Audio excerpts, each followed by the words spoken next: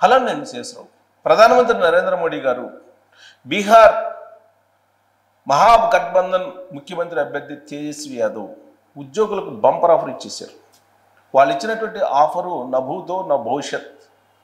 దాదాపుగా దేశంలో ఉండేటువంటి 50 లక్షల మంది ఉద్యోగులకి, దాదాపు 70 లక్షల మంది పెన్షనర్స్కి అద్భుతమైనటువంటి ఆఫర్ నరేంద్ర మోడీ గారు ఇచ్చేశారు. 8వ పిఆర్సీని వేస్తూ దానికి 16 నెలలు గడువు పెట్టేసి నెక్స్ట్ ఇయర్ దీన్ని అమలు చేసేలాగా పిఆర్సీని వేశారు. దీంతో ఉద్యోగుల్లో సంబరాలే. అంతకుమించి ఉద్యోగులకు కావాల్సింది ఏముంది? పిఆర్సీ వేస్తామంటే, పిఆర్సీ వేస్తున్నారంటే ఉద్యోగులకు ఎంతో కొంత జీతం పెరగడమే, తగ్గేదే ఉండదు. సో కాబట్టి అంతకన్నా సంతోషం ఉద్యోగులకు ఏమీ ఉండదు. పిఆర్సీ వేశారు, పే రివిజన్ కమిషన్ వేసేసారు. రాబోయే రోజుల్లో దేశవ్యాప్తంగా ఉన్నటువంటి 50 లక్షల మంది ఉద్యోగులకి, అలాగే 69 సుమారుగా 70 లక్షల మంది పెన్షనర్స్కి గొప్ప శుభవార్త రాబోతుంది. దీని కారణంగా భారత ప్రభుత్వం భారతదేశం మీద, భారత ప్రజల మీద కొన్ని వందల కోట్ల రూపాయలు భారం అయితే పడబోతుంది. ఖచ్చితంగా ప్రజల నుంచి వసూలు చేసేటువంటి డబ్బే కదా, ప్రజల నుంచి వివిధ రూపాల్లో వసూలు చేసేటువంటి డబ్బు జీతాల రూపంలో ఉద్యోగులకు వెళ్తుంది. మామూలుగా పనిచేసే వాళ్ళకి ఇచ్చేదేమో కూలీ అంటారు, కానీ ఉద్యోగులు జీతము అంటారు. అంటే తేడా. మామూలుగా ఎవరికైనా మనం పనిచేసేటువంటి వాళ్ళు కూలీలు అంటారు, కానీ వీళ్ళు కూలీలు కాదు, జీతగాళ్ళు, జీతాలు తీసుకునేటువంటి వాళ్ళు. జీతాలు అనేది నైస్గా కొంచెం మార్చారనమాట. అంటే ఎందుకంటే సమాజంలో 3% ఉన్నటువంటి ఉద్యోగులు, 97% ఉన్నటువంటి ప్రజలు. ఇది అసలు వార్ అనేది, క్లాస్ వార్.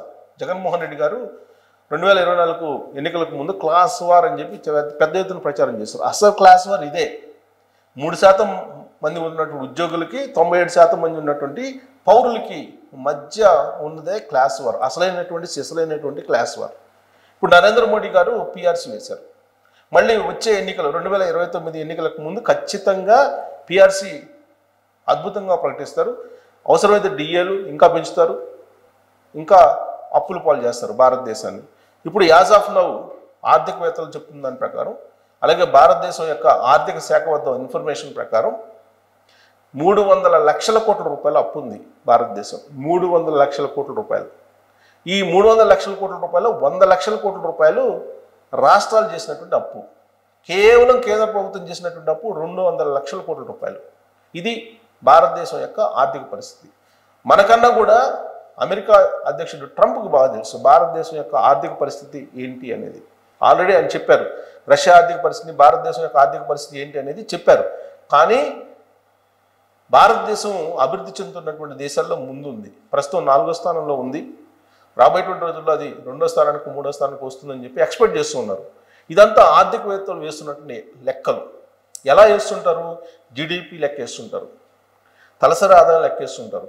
అంటే ఒక ఎంప్లాయీకి వచ్చేటువంటి జీతం, ఒక వ్యవసాయం చేసుకునే వ్యవసాయ కూలీకి వచ్చేటువంటి కూలీ, ఈ రెండింటినీ సమానం చేస్తారనమాట లెక్కేసేటప్పుడు. అంటే అతనికి సంపాదనకి ఇతనికి వచ్చే సంపాదనని ఈక్వల్ మొత్తం యాడ్ చేసేసి డివైడ్ చేస్తారు. అప్పుడు మనకు తలసరి ఆదాయం వస్తుంది. సరిగ్గా ఇక్కడే భారతదేశ సమాజాన్ని పక్కదోవ పట్టిస్తున్నారు కొంతమంది ప్రభుత్వంలో ఉండేటువంటి పెద్దలు. ఇప్పుడు పిఆర్సీ వేసి అద్భుతమైనటువంటి శుభవార్తని, స్వీట్ న్యూస్ని అందజేశారు ప్రధానమంత్రి నరేంద్ర మోడీ గారు కేంద్ర ప్రభుత్వ ఉద్యోగులకి. ఇక రాష్ట్ర ప్రభుత్వాల మీద ఒత్తిడి వస్తుంది. సహజంగా రాష్ట్ర ప్రభుత్వాల మీద పిఆర్సీ కేంద్రంలో వేశారు కాబట్టి మాకు పిఆర్సీ వేయండి అని చెప్పి మొదలు పెడతారు. ఆల్రెడీ మొదలు పెట్టారు, మళ్ళీ ఇంకా ఫోర్సబుల్గా మొదలు పెట్టేటువంటి అవకాశం ఉంది. ఇక తేజస్వి యాదవ్ అద్భుతం. తేజస్వి యాదవ్ని కనుక మిగిలిన రాష్ట్రాల ముఖ్యమంత్రులు లేదంటే మిగిలిన రాష్ట్రాల్లో ఉండేటువంటి పార్టీలు కనుక అనుసరిస్తే ఖచ్చితంగా దివాలా, భారతదేశం దివాలా తీయటమే, ఇంక మరొక అవకాశమే లేదు. ఎందుకంటే ఆయన ఇచ్చినటువంటి భరోసా ఏందో తెలుసా? ఎన్నికల సందర్భంగా మేనిఫెస్టోలో పెట్టినటువంటి అంశం ఏంటో తెలుసా?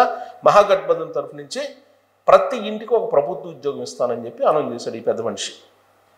ప్రతి ఇంటికి ఒక ప్రభుత్వ ఉద్యోగం ఇస్తాను, తనను ముఖ్యమంత్రి చేయండి అని చెప్పి మేనిఫెస్టోలో పెట్టినటువంటి అద్భుతమైనటువంటి లీడర్ తేజస్వి యాదవ్. ఇక రెండోది ఏంటో తెలుసా? ఓపీఎస్ని నేను అమలు చేస్తానని చెప్పాడు.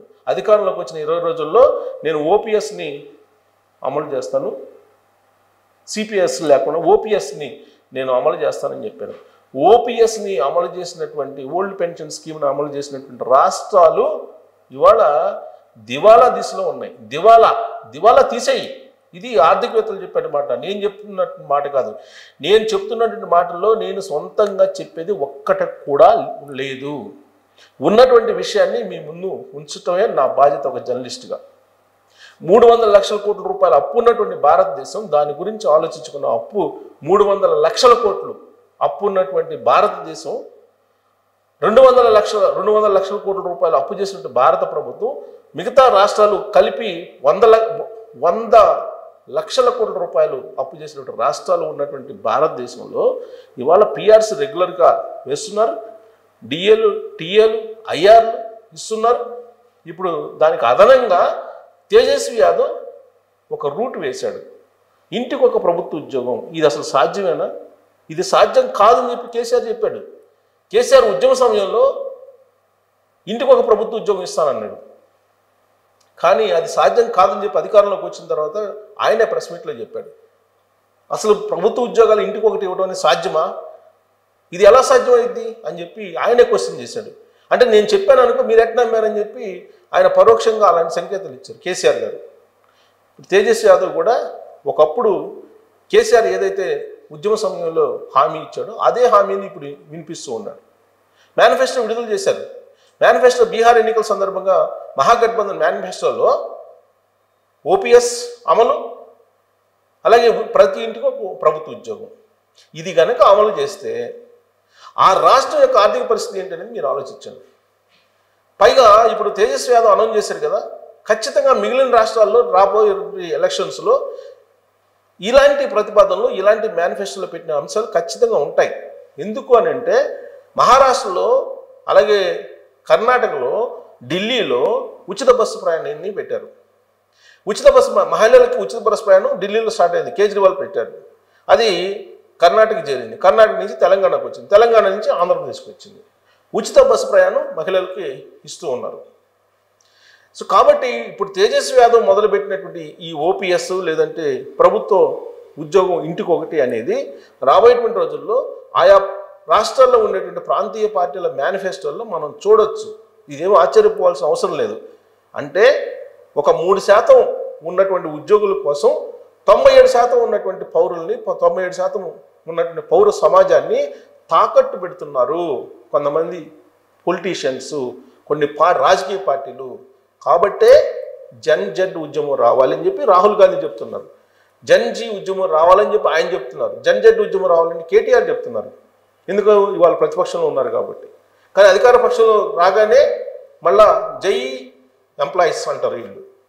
అది కామనే, మనం వింటూ ఉన్నాం గత కొన్ని సంవత్సరాలుగా. బహుశా రాహుల్ గాంధీ దానికి ఒప్పుకున్నట్టు లేదు.